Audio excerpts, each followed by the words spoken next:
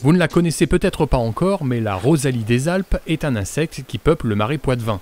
Un magnifique insecte bleu et noir, malheureusement en voie de disparition, dont la durée de vie n'excède pas 2 mois, de juin à fin juillet. Un insecte qu'il faut prendre en considération, selon Julien Leguet. Le statut de la rosalie des Alpes dans le marais poitevin, il est très particulier dans le sens où en fait on est peut-être aujourd'hui l'un des principaux bastions à l'échelle européenne, en tout cas à l'échelle nationale. Depuis que l'Office de protection des insectes fait une enquête nationale, on s'aperçoit qu'il y a beaucoup de données qui viennent là, et également d'un noyau de population dans les Pyrénées et dans les Alpes. Donc on pourrait se dire, la rosalie n'a pas besoin de nous dans le marais, il y a plein de frênes têtards, il y a des gens qui font du bois, etc. Ouais, c'est une manière de le voir, sauf que si on n'est pas capable de sauvegarder des noyaux comme ça de manière durable, c'est la population globale qui est en péril.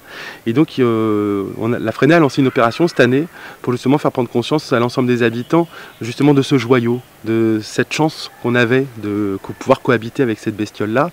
Et cette bestiole, si on regarde, finalement son exigence elle est très limitée. Il lui faut du bois mort, et plutôt sec, et plutôt ensoleillé.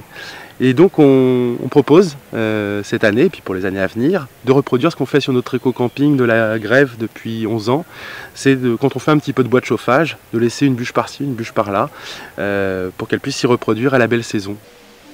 Et pour parfaire cette action, l'éco-camping situé en plein marais poitevin, donc à la Grève sur le Mignon, a organisé au milieu des yourtes une journée spéciale rosalie pour les grands et les petits. Dans cette optique de protection, on se rend compte que le levier, c'est la connaissance. C'est comment impliquer les gens, comment leur donner les outils pour chercher la rosalie. Et du coup, on mène cette journée justement de manière à permettre à ce que tout un chacun puisse s'investir.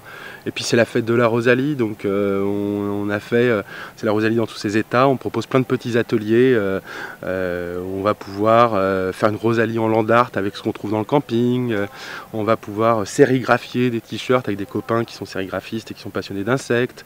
Des masques, même un spectacle sur la métamorphose des insectes. 8 animaux sur 10 sont des insectes. Et du coup, ils sont sortis de l'eau. C'est les premiers animaux qui sont sortis de l'eau. On l'aura compris, pour protéger la rosalie des Alpes et quelques 1000 autres insectes très utiles à la biodiversité, il suffit à tout à chacun de laisser au fond de son jardin quelques morceaux de bois pourrir. Peut-être alors la rosalie montrera-t-elle le bout de ses antennes.